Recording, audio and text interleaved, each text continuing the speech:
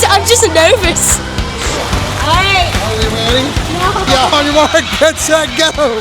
So the kids were designing their own cardboard boat with duct tape, cardboard, and some trash bags. So now they're going to get to try it out in real life. So carrying it through the design process, real life project here to see if it's going to work or not. And about a month and a half ago, we started off just researching the vocabulary that goes with boats. We learned all about boats themselves. They actually did some float and sink experiments, but they also made little miniature prototypes. So they had to decide their shape of their boat, the size of it, what was going to work or not work, and then they had to go through and make isometric sketches of their boat, and then carry it out in life scale, in the life scale here with it, so it's life-sized.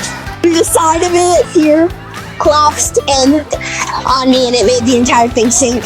So this teaches them the teamwork skills, to take those creative risks, I like to think of it. That's really hard for our gifted kids sometimes to take those risks. And so I had a conversation this morning with one about it. She's like, I don't know if it's going to make it or not. And I'm like, you got to try it. And sure enough, she was successful, made it all the way to the end. So this will be a good conversation I have with her later on back in our classroom. So we're hoping to continue this and get them motivated and excited about learning. It's totally different than what they do in their regular classroom. We all have those great memories from when we were back in school, and we're like, oh, remember when we made and did such and such. And so that's the whole piece, I think, for me, is getting them excited about wanting to come to school.